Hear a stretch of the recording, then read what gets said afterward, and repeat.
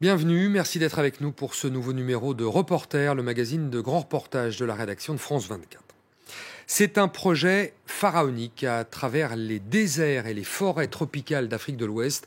Un immense chemin de fer est en construction. La boucle doit traverser 5 pays et relier Cotonou à Abidjan en passant par Niamey. Un pari du français Vincent Bolloré qui doit coûter 2,5 milliards d'euros. Les travaux ont déjà commencé et il s'agit de réhabiliter 1500 km de rails datant souvent de l'époque coloniale et d'en construire 1500 autres. Entre instabilité politique et risques sécuritaires dans la sous-région, le projet n'est pas sans difficulté, ni sans polémique, mais face aux méthodes et aux intentions du groupe français, les accusations de néocolonialisme se multiplient. L'industriel français n'en a cure. L'enjeu est aussi évidemment économique. Le train ouest-africain est destiné à transporter des tonnes d'uranium, de minerais, de coton et de cacao. Il était une fois dans l'Ouest africain. C'est un reportage d'Emmanuel Sedji, Arnaud Froger et Anna Sylvestre Trainer.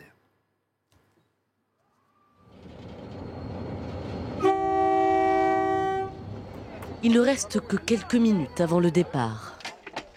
Une certaine agitation règne en gare de Ouagadougou. Beaucoup se pressent, il faut charger des dizaines de kilos de marchandises. Comme 3 fois par semaine, le train s'élance pour un long voyage.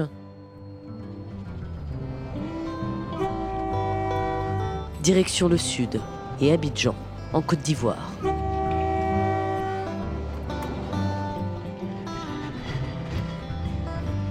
À bord, on doit être patient. Les rails sont vieux et abîmés, le train est lent. Depuis le Sahel, il faudra au minimum 32 heures pour atteindre l'océan. C'est bien plus que par la route. Et pourtant, le train a ses adeptes. Avec le bus de transport en commun, il y a plus de traite, il y a les risques d'accident, il y a les risques de braquage, et une roue peut péter et il n'y a pas les premiers soins que les médecins nous donnent ici. Donc c'est bien vrai que nous avons un peu du temps à y mettre sur le parcours, mais ça ne fait rien. L'important c'est d'arriver en bonne santé. Le luxe des wagons des années 50 semble loin. Il fait chaud, les sièges ne sont pas des plus confortables. Votre attention, messieurs, dames. Voilà. Sans comme monsieur au bureau, c'est parti, c'est pour vous dire merci pour cette traversée commencée depuis 9 heures depuis Ouagadougou. Le voyage promet d'être éprouvant. Pourtant, le train est vital pour beaucoup de ces voyageurs. Nombre d'entre eux sont commerçants. Ils transportent des marchandises de Ouagadougou à Abidjan. Chaque semaine, ils font l'aller-retour entre les deux pays. Sans le vieux train, ils ne pourraient plus travailler. Le train, là, en tout cas, c'est important pour nous tous, pour beaucoup de monde. Si ça s'arrête, en tout cas, là, oh, ça va pas. Oui, ça va bon. Ça, là, le train, en tout cas, ça m'a apporté du bonheur.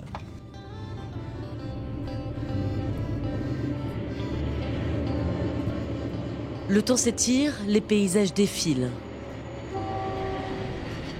Ce train-là est aujourd'hui le seul en Afrique de l'Ouest à transporter des voyageurs.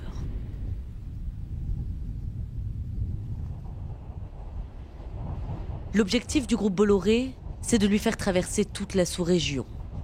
Si tout va bien, à terme, il devrait franchir 4 pays, la Côte d'Ivoire, le Burkina Faso, le Niger et le Bénin, et ainsi relier les ports d'Abidjan et de Cotonou. 1500 km de voies sont à construire, 1500 autres à réhabiliter. Les travaux ont déjà débuté. Ils devraient durer 10 ans au moins et coûter 2,5 milliards d'euros. Le chantier est titanesque. Si on essaie de comparer les kilométrages et surtout le tonnage de rails qui va être nécessaire pour l'ensemble de la boucle, on aurait à peu près l'équivalent de 30 fois la Tour Eiffel. Pour le ballast, qui est quand même un élément essentiel aussi des travaux pour la réhabilitation des voies de chemin de fer et la création aussi, on pourrait entasser un volume qui équivaudrait à peu près à la pyramide de Khéops en Égypte. Donc on est sur des volumes qui sont gigantesques. Partir à la conquête de l'Afrique de l'Ouest, c'est l'objectif du groupe Bolloré. Ni les embûches, ni les dangers, rien ne semble le dissuader. Ici, la chaleur est presque insupportable. Le vent est plein de sable et de poussière. Dans cette région du Niger, au milieu du désert, les habitants sont rares. Pour eux, le chemin de fer attendu depuis l'époque coloniale n'était plus qu'un vieux rêve. Alors chaque jour, ces futurs voisins du train viennent regarder l'avancée du chantier.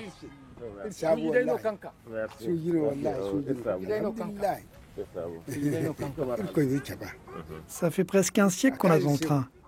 On est content. C'est un don de Dieu pour nous. On ne l'a jamais vu. Je pensais que c'était une légende. J'ai toujours entendu parler d'un chemin de fer, mais là, enfin, il arrive. C'est une chance pour nous, ça va changer notre vie. La Suzuki prend la tête, comment reçu. Très bien reçu, c'est ça même que je suis. Pour aller vers le sud et suivre le tracé du rail, l'escorte est indispensable. Il faut être encadré par des forces de sécurité lourdement armées. La frontière avec le Nigeria n'est qu'à une centaine de kilomètres. Dans cette région sensible, personne n'est à l'abri d'une embuscade des groupes islamistes. Il y a 2 ans, Abdoul Diop a frôlé la mort. 2 des gardes du corps de cet ingénieur ont alors été tués dans une attaque de Boko Haram. Mais lui l'assure, il n'a pas peur. Dans le protocole, il est prévu de travailler sous escorte militaire. Donc c'est pas un obstacle ou c'est pas un frein par rapport à je suis habitué et c'est pas stressant du tout. Vu que ça fait plus de 5 ans où je travaille comme ça sous conditions escorte. Sur la route du train, les obstacles sont parfois inattendus. Plus au sud au Bénin, il y a encore quelques mois, la nouvelle vie des rails semblait avoir enfin démarré. Pour la première fois depuis une décennie, une draisine y roulait. L'engin du groupe Bolloré était chargé d'explorer la voie. Dans cette gare de banlieue, les travaux allaient bon train et les cheminots se félicitaient de la prochaine réouverture de la ligne de chemin de fer reprise par l'industriel français. Nos clients qui n'ont plus le train depuis un moment et aujourd'hui on leur dit que d'ici là qu'ils auront le train, vraiment c'est la joie parce que nous avons des zones enclavées qui n'a pas du tout la voie routière. Mais 4 semaines plus tard, c'est loin des rails que nous avons retrouvé Félix, le chef de gare de Paou. Il est désormais au chômage technique et passe ses journées chez lui, contraint de faire de l'élevage. Car la justice du Bénin a ordonné l'arrêt immédiat des travaux sous peine d'une forte amende pour le groupe Bolloré. Si je n'ai pas ça à côté, je ne peux rien. Je mourrai de faim. Ça, c'est tout.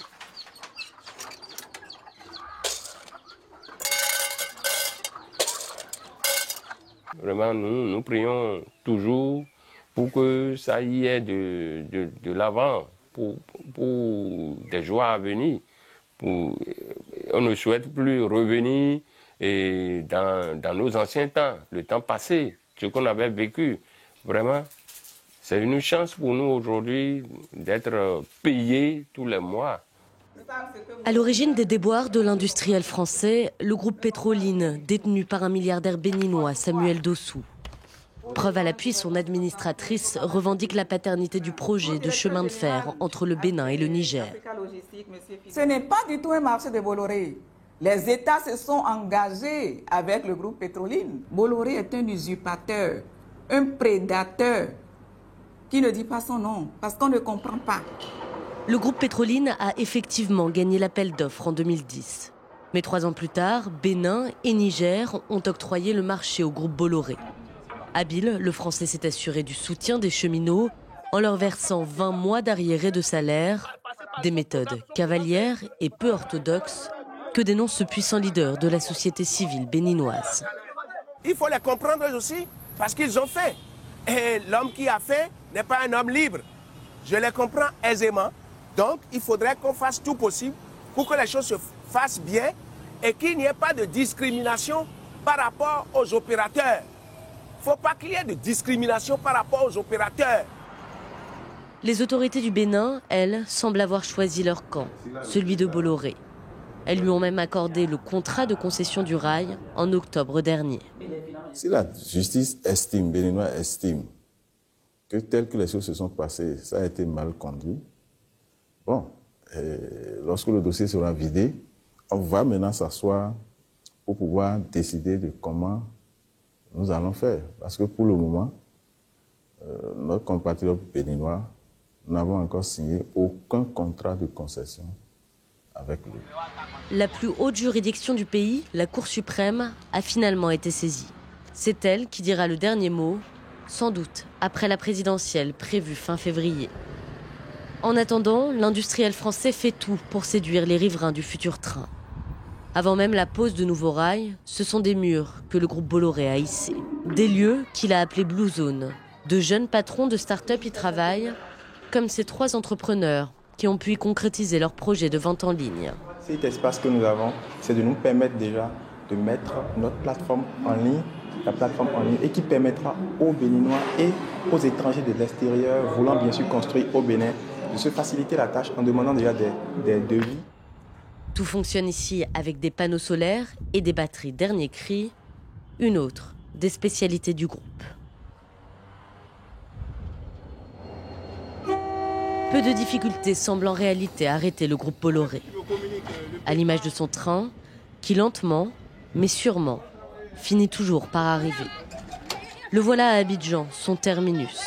Cette fois-ci, il lui aura fallu plus d'1 jour et demi pour atteindre l'océan. C'est dans cette ville, en passe de reconquérir sa place de capitale d'Afrique de l'Ouest, que le groupe Bolloré pilote son projet fou de boucle ferroviaire, persuadé qu'il réussira à le réaliser. Depuis la nuit des temps, si vous voulez, chaque fois qu'on a relié des gens, qu'on a trouvé des chemins, qu'on a permis à des marchandises de se déplacer, à des minerais de circuler, depuis la nuit des temps, c'est ce qui a apporté le développement économique. On est dans cette vision du futur, de la conquête de l'Ouest. Comme il y a eu la conquête de l'Ouest aux États-Unis, on est dans la conquête économique de l'Ouest africain. Coton, café, cacao, minerais. C'est avant tout les richesses de cet Ouest africain qui intéressent l'industriel français. Comme le terminal à conteneurs d'Abidjan, le groupe Bolloré gère 15 ports sur le continent. Grâce à son train, et quitte à faire grincer de nombreuses dents, il espère gérer une grande partie des flux de marchandises de la région, depuis le désert jusqu'à l'océan, voyant dans l'Afrique l'avenir de la croissance mondiale.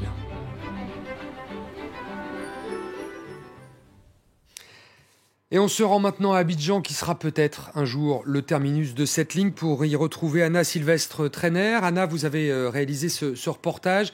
Alors ce train, c'est une idée très ancienne qui date de l'époque coloniale, et pourtant, eh bien, il n'est toujours pas opérationnel, ce train.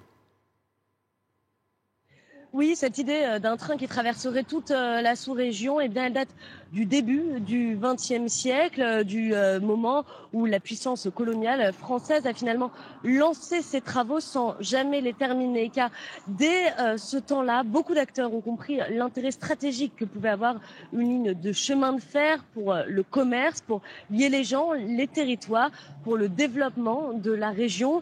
Cette idée, elle a été reprise notamment par exemple sous Thomas Sankara, le burkinabé, président anti-impérialiste, mais jamais elle n'a été achevée à cause de guerres, de bouleversements politiques, à cause aussi de l'investissement économique que cela représente. Maintenant, c'est donc l'industriel français Vincent Bolloré qui s'est emparé de cette idée et qui tente de la réaliser, mais vous l'avez vu dans ce reportage, les difficultés sont nombreuses, donc chacun se demande si vraiment cette boucle verra le jour. Alors Anna, parlons de l'initiateur donc de ce projet aujourd'hui, c'est-à-dire le Français Vincent Bolloré, qui a une importance particulière dans cette zone de l'Afrique de l'Ouest. Est-ce qu'on peut quantifier un peu l'influence que l'homme d'affaires français a ? Vincent Bolloré, c'est un acteur qui est installé ici, en Afrique de l'Ouest, depuis longtemps déjà. Ses proches que nous avons pu rencontrer dans le cadre de ce reportage nous le disaient. Pour le groupe Bolloré, eh bien, l'Afrique, c'est le continent de l'avenir. C'est là où il faut être aujourd'hui. C'est là où il faudrait être demain. Alors, Bolloré, aujourd'hui, c'est déjà 15 concessions portuaires, ce sont des entrepôts, ce sont donc déjà des lignes de chemin de fer, et le groupe revendique un chiffre d'affaires annuel de 2,5 milliards d'euros rien qu'en Afrique. C'est donc colossal. On sait donc que c'est un homme qui est extrêmement présent ici sur le continent et notamment en Afrique francophone. Mais cette présence d'un homme d'affaires français ravive les polémiques sur une forme de néocolonialisme ? Oui, cette position parfois dominante, voire en quasi monopole sur certains secteurs de logistique, eh bien, évidemment, ça fait naître de nombreuses critiques de la part de certains de ses concurrents, comme de la part de certaines organisations de la société civile.